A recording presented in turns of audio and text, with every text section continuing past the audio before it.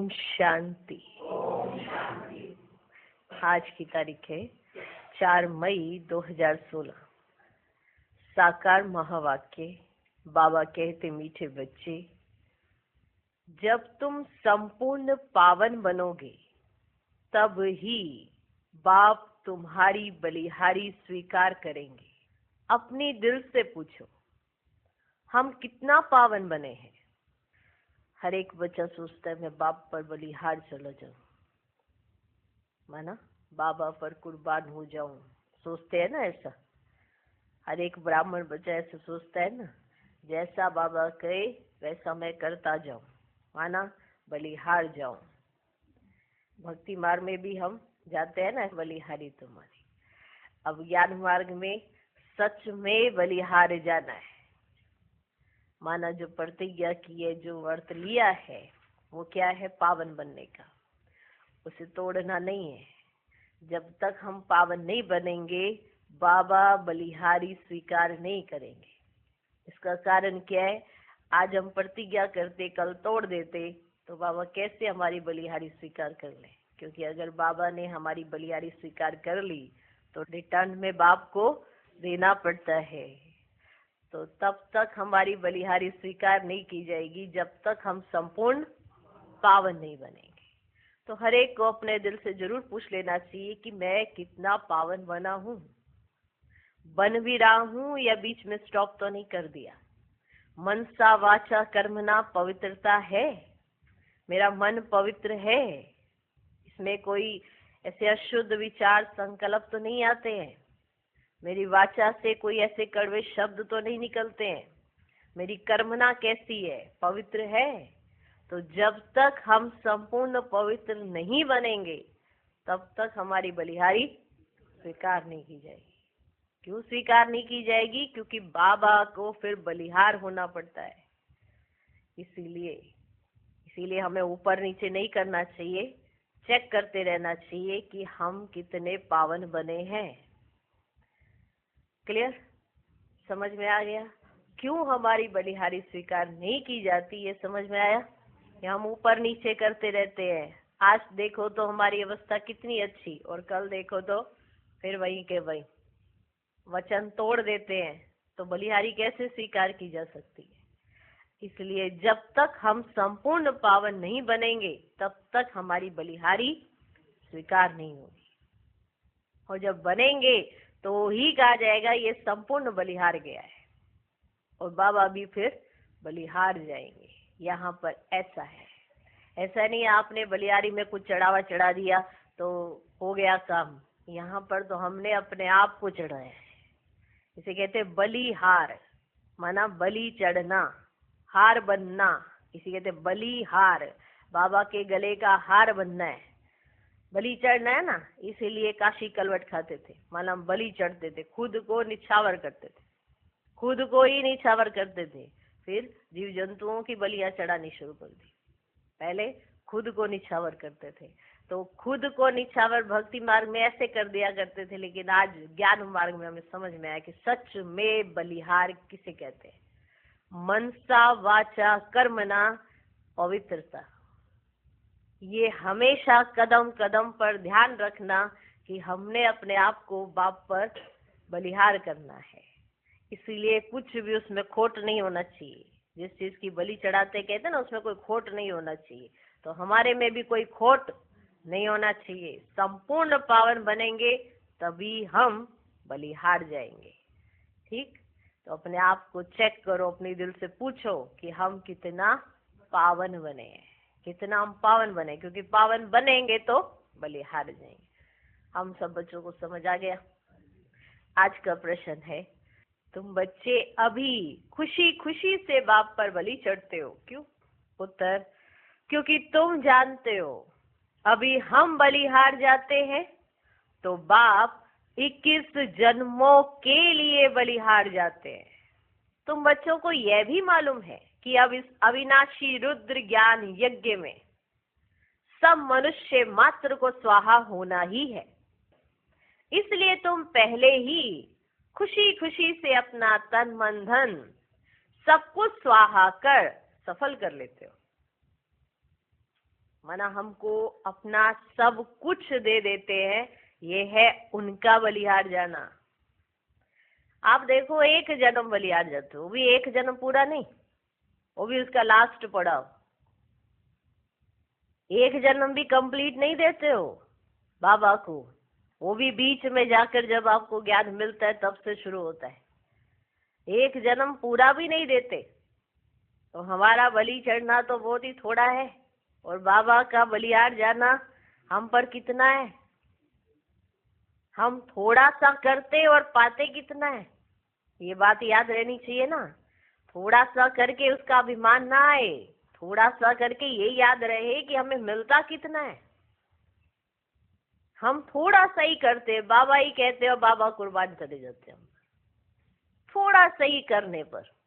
तो सोचो भगवान हम पर कितना कुर्बान है। हम हैं इतने कि जो बाबा कहे वो करते चलो, बस यही बलिहारी है। भगवान इस पर ही कुर्बान हो जाता है।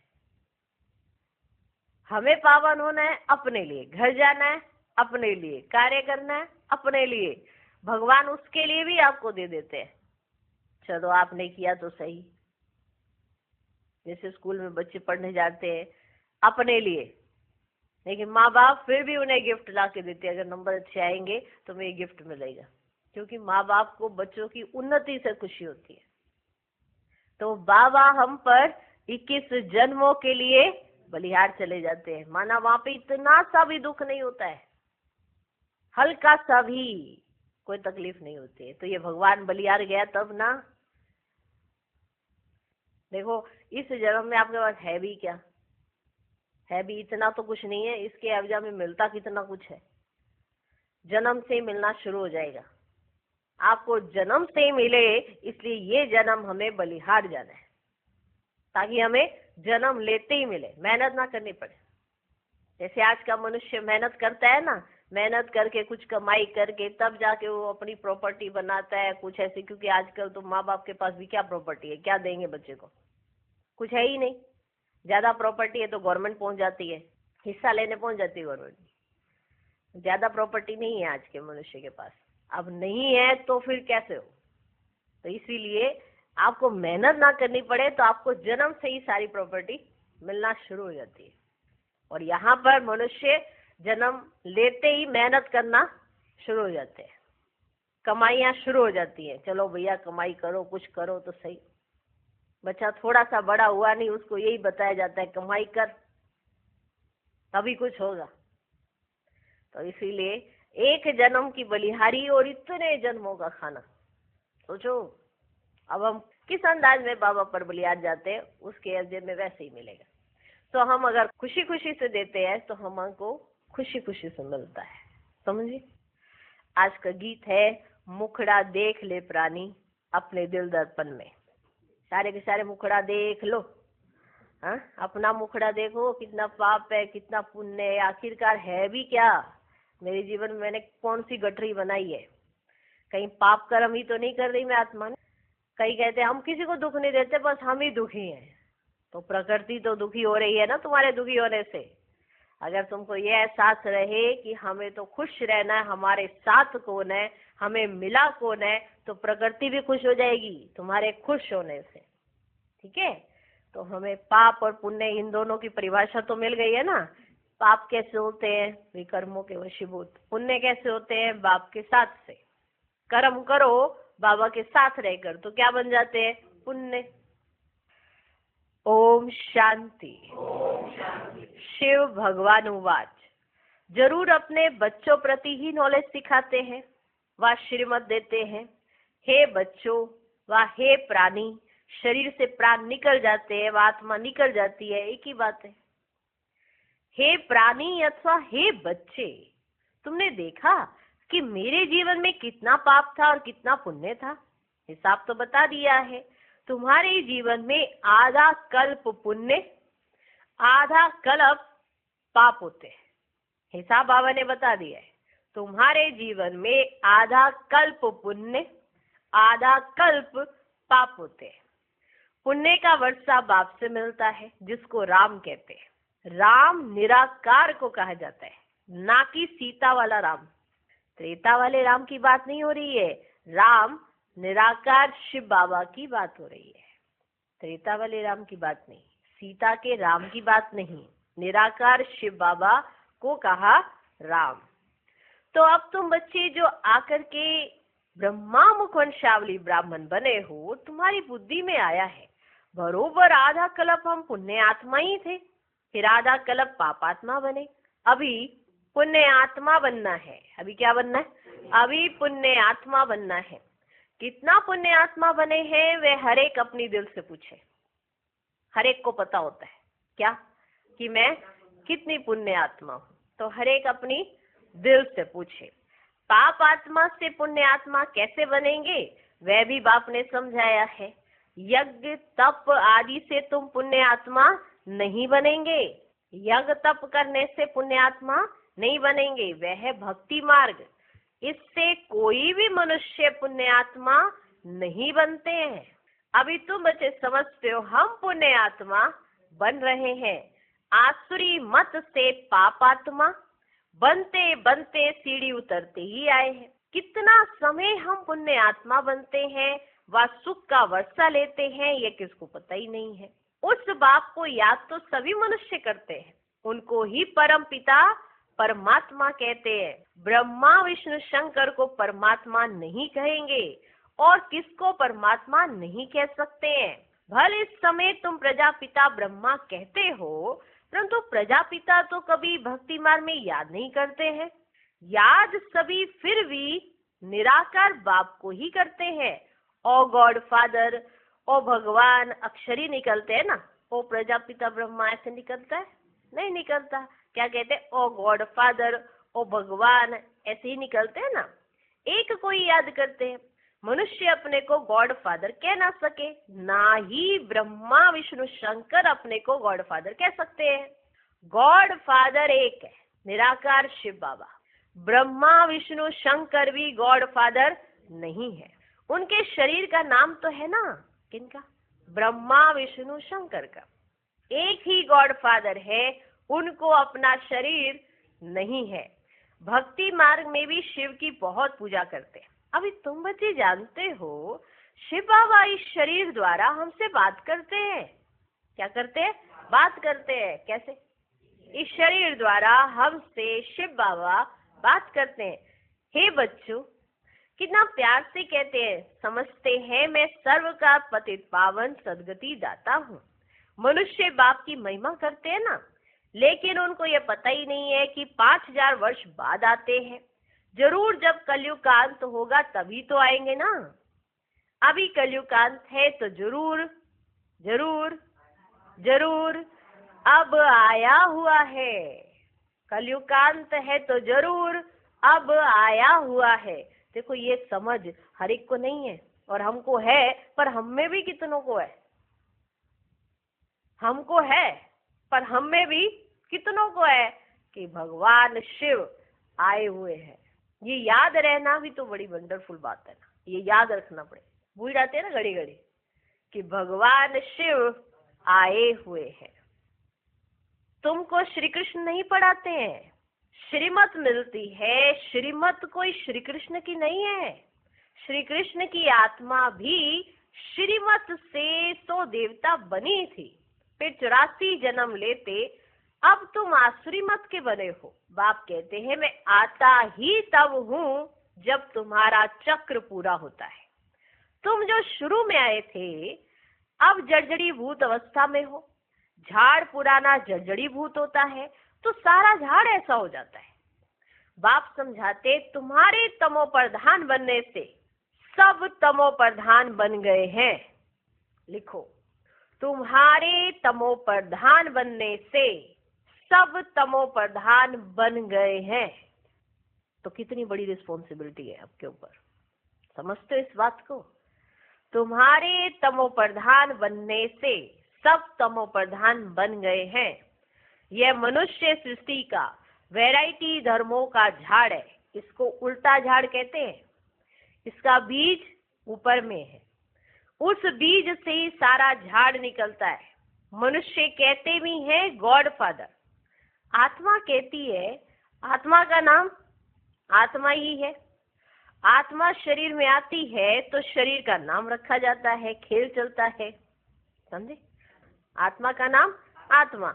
लेकिन आत्मा जब शरीर में आती है तो किसका नाम रखते हैं? शरीर का, पुकारने के लिए। अब शरीर में आत्मा आई तो शरीर का नाम रखा जाता है, खेल चलता है। आत्माओं की दुनिया में खेल नहीं चलता। माना परम धाम में ऐसी कोई डीलिंग या ऐसी कोई खेल नहीं होता है। वहां पे कोई नौकरी करने नहीं जाती आत्मा, ना ही खाना पकाती है, ना ही खाना खाती है। कहाँ? परम धाम में। बस आराम से यहाँ से जाती है, वहां टिक जाती है, बैठ जाती है अपने स्थान पर। जब उसका पार्ट नीचे होता है तो अपना स्थान छोड़ देती है। वंडरफुल खेल है परम धाम, जहां आत्माएं चिपकी पड़ी हैं। जैसे जिस आत्मा का पार्ट नीचे होता है, माना खेल के अंदर ये खेल है ना, यहाँ पर, यहाँ इस दुनिया में ये खेल चलता है, तो जैसे आत्मा का पार्ट होता है वहां से वो लूज होती है, शुरू हो जाती है, चिपकी हुई होती है ना, जाएंगी सारी की सारी आत्मा चिपक जाएंगी। अब जिसका जैसे पार्ट होगा वो वहां परम धाम से लूज हो जाएगी, और जैसे ही नीचे शरीर तैयार होगा, टक से शरीर के अंदर। जबरदस्त, कितना वंडरफुल खेल है। और फिर जैसे ही शरीर में आएगी आत्मा, चुरपुर शुरू हो जाएगी और नाटक शुरू। परम धाम में कोई नाटक नहीं चलता, कोई खेल नहीं होता। वहां पे किसी और तरह की रोशनी भी नहीं चाहिए। नाटक में रोशनी चाहिए होती है, इधर से लाइट गिराते, इधर से लाइट गिराते, और देखने वाले दर्शक भी होते हैं। ऐसे आप सबका जीवन है। आप खुद भी अपने जीवन को देख रहे हो कि आप प्ले कर रहे हो, और दुनिया भी देख रही है कि आप क्या प्ले कर रहे हो। तो जो नाटक होता है, जो खेल चलता है, वो कहाँ चलता है? यहाँ। ना परम धाम में चलता है खेल, ना सूक्ष्म वतन में ऐसा खेल चलता है। समझ गए? आत्माओं की दुनिया में खेल नहीं चलता। खेल की जगह ही यह है। माना ये स्थूल लोक जहां पर आपके पास शरीर है, खेल की जगह ही यह है। नाटक में रोशनी आदि सब होती है, बाकी जहां आत्माएं रहती हैं वहां सूर्य चांद नहीं है। ठीक है? वहां पर सूर्य चांद नहीं है। ड्रामा का खेल ही नहीं चलता ना वहां पे। कहां पर? परम धाम में। रात दिन यहाँ होते हैं। सूक्ष्म वतन व मूल वतन में रात दिन नहीं होते। कर्म क्षेत्र यह है। तो कर्म कहाँ करने हैं? यहाँ। ना मूल वतन में कर्म है, ना सूक्ष्म वतन में कर्म है। कर्म किसके साथ किए जाते हैं? शरीर के साथ। आत्मा जब शरीर से अलग है तो परम धाम में है, जब शरीर में है तो यहाँ कर्म क्षेत्र पर है। अब यहाँ उसको करने कर्म। अब कैसे कर्म करने हैं इसकी नॉलेज बाबा अभी हमको दे रहे हैं। सत्युग और त्रेता में भी कर्म करेंगे, लेकिन वो कर्म अकर्म कहे जाएंगे। इसका अर्थ ये है कि वहां पर कोई हिसाब किताब नहीं बनेगा। समझे?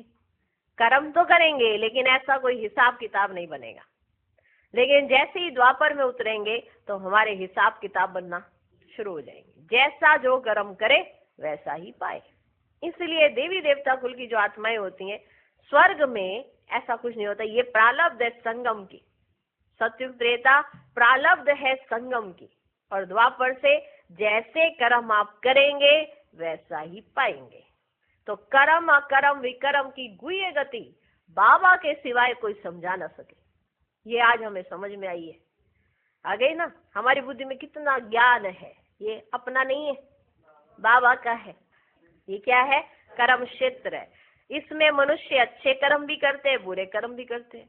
सत्युग त्रेता में अच्छे कर्म होते हैं, क्योंकि वहां 5 विकार रूपी रावण राज्य ही नहीं है।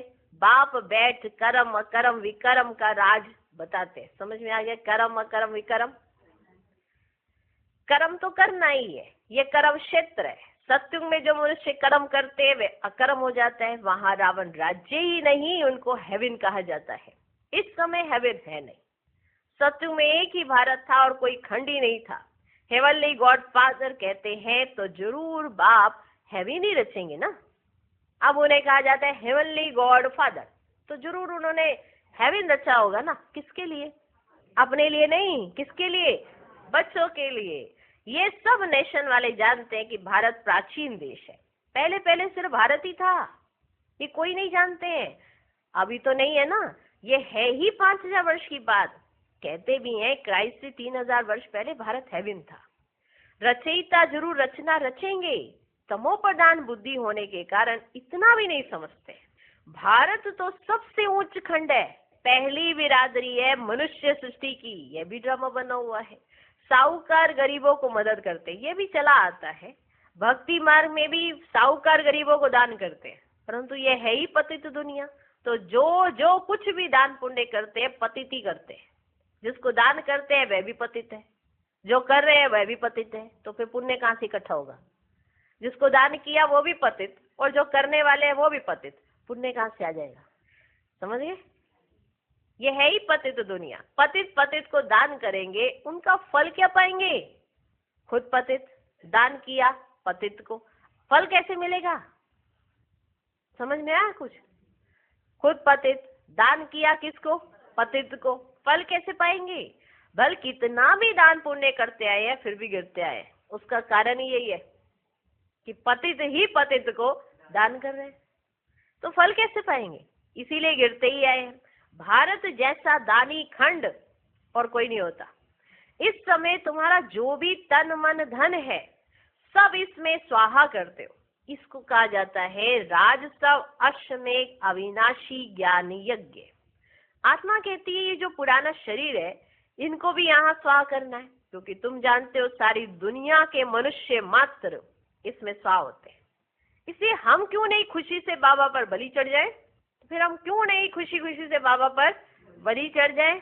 आत्मा जानती है। हम बाप को याद करते, कहते भी आए हैं बाबा आप जब आएंगे ना तो हम बलिहार जाएंगे। कहा है कि नहीं कहा है? किस किस ने कहा है? अभी नहीं, ऐसे ज्ञान मार्ग में अभी कह रहे हो, पहले किस किस ने कहा है इतनी गारंटी? आत्मा जानती है, हम बाप को याद करते, कहते भी आए हैं बाबा आप जब आएंगे ना तो हम बलिहार जाएंगे, क्योंकि अब हमारे बलिहार जाने से, देखो इसमें भी हम कितने स्वार्थी हैं, क्योंकि अब हमारे बलिहार जाने से आप फिर 21 जन्म के लिए बलिहार जाएंगे, है कि नहीं? एक बलिहारी क्या कर देते हैं, 21 जन्म के लिए भगवान को बलिहार कर देते हैं। ये सौदागरी है। हम आप पर बलिहार जाते हैं तो आप भी तो 21 जन्म बलिहार जाते हैं। बाप कहते जब तक तुम्हारी आत्मा पवित्र नहीं बनी है तब तक हम बलिहारी स्वीकार नहीं करते। अब समझ में आया क्यों नहीं करते? क्योंकि हम है ही ऐसे, जरा सा कुछ करते नहीं किसी के लिए रिटर्न में चाहिए, ऐसे ही है। हमारा स्वार्थ घुसा पड़ा ना। जब हम संपूर्ण पावन बन जाएंगे तब हमें बलिहारी का सही अर्थ समझ में आएगा। इसीलिए बाबा ने कह दिया कि जब तक तुम संपूर्ण पावन नहीं बनेंगे तब तक मैं तुम्हारी बलिहारी स्वीकार नहीं करूंगा। बाप कहते हैं मामेकम याद करो तो आत्मा प्योर बन जाएगी। बाप को भूलने से तुम कितने पतित दुखी बन गए हो। मनुष्य दुखी होते हैं तो फिर शरणागति लेते हैं। अभी तुम देखो 63 जन्म रावण से बहुत दुखी हुए हो। क्या हुए हो? दुखी। अभी तुम 63 जन्म, कम बात है क्या 63 जन्म रावण के साथ रहे? तुम अभी तुम 63 जन्म रावण से बहुत दुखी हो। एक सीता की बात नहीं, सब सीताएं हैं जो भी मनुष्य मात्र है। रामायण में तो कहानी लिख दी है, सीता को रावण ने शोक वाटिका में डाला। वास्तव में बात सारी इस समय की है। सभी रावण अर्थात 5 विकारों की जेल में है, इसलिए दुखियों पुकारते हैं हमको इनसे छुड़ाओ। एक की बात नहीं है बच्चे, बाप समझाते हैं सारी दुनिया रावण की जेल में है।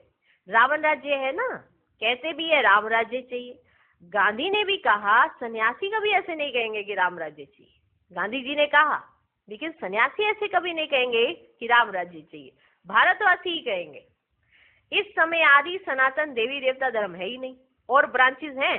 सतयुग था, एक ही आदि सनातन देवी देवता धर्म था, अभी वे नाम ही बदला हुआ है। अपने धर्म को भूल फिर और धर्म में कन्वर्ट होते जाते हैं। मुसलमान आए, कितने हिंदुओं को अपने धर्म में कन्वर्ट कर लिया। क्रिश्चियन धर्म में भी बहुत कन्वर्ट हुए, इसलिए भारतवासियों की जनसंख्या कम हो गई है। नहीं तो भारतवासियों की जनसंख्या सबसे जास्ती होनी चाहिए। अनेक धर्मों में कन्वर्ट हो गए हैं। बाप कहते तुम्हारा जो आदि सनातन देवी देवता धर्म है वे सबसे ऊंचे है, सतो प्रधान थे, अब वही बदल कर फिर तमो प्रधान बने। अब तुम बच्चे समझते हो, ज्ञान सागर पतित पावन जिसको बुलाते हैं वही सम्मुख पढ़ा रहे हैं। हमने भगवान को बुलाया और भगवान चलकर हमको पढ़ाने आया। है इतना नशा? वे ज्ञान का सागर, प्रेम का सागर है। क्राइस्ट की ऐसी महिमा नहीं करेंगे। श्री कृष्ण को ज्ञान का सागर, पतित पावन नहीं कहा जाता है। सागर एक होता है, चारों तरफ ऑलराउंडर सागर ही सागर है, दो सागर नहीं होते हैं। यह मनुष्य सृष्टि का नाटक है, इसमें सबका अलग अलग पार्ट है। बाप कहते हैं मेरा कर्तव्य सबसे अलग है, मैं ज्ञान का सागर हूँ। मुझे ही तुम पुकारते हो ना हे पतित पावन, फिर कहते हो लिबरेटर। लिबरेट किससे करते हैं? यह भी देखो बच्चे, कोई जानते ही नहीं है, तुम जानते हो। हम सतयुग त्रेता में बहुत सुखी थे, उसको स्वर्ग कहा जाता है, अभी तो है ही नर्क। इसीलिए तो पुकारते हैं ना, दुख से लिबरेट कर सुख धाम में ले चलो। सन्यासी कभी नहीं कहेंगे कि फलाना स्वर्गवासी हुआ, कि ये सन्यासी फलाना स्वर्गवासी हुआ, ऐसे नहीं कहते। वे तो कहते हैं कि पार निर्वाण गया। विलायत में भी कहते हैं लेफ्ट फॉर हेवनली अब्रॉड, ऐसे कहा जाता है। समझते गॉड फादर पास हो गए, हेवनली गॉड फादर कहते हैं, बरोबर हेवन था, अब नहीं है। हेल के बाद हेवन चाहिए। गॉड फादर को यहाँ आकर हेवन स्थापन करना है। सूक्ष्म वतन, मूल वतन में कोई हेवन नहीं होता है, जरूर बाप को ही आना पड़ता है। बाप कहते हैं मैं आकर प्रकृति का आधार लेता हूँ, मेरा जन्म मनुष्य मुआफिक नहीं है। मैं गर्भ में नहीं आता हूँ, तुम सभी गर्भ में आते हो। सतयुग में गर्भ महल होता है, क्योंकि वहां कोई विक्रम होता ही नहीं जो सजाएं भोगनी पड़े, इसलिए उसे गर्भ महल कहा जाता है।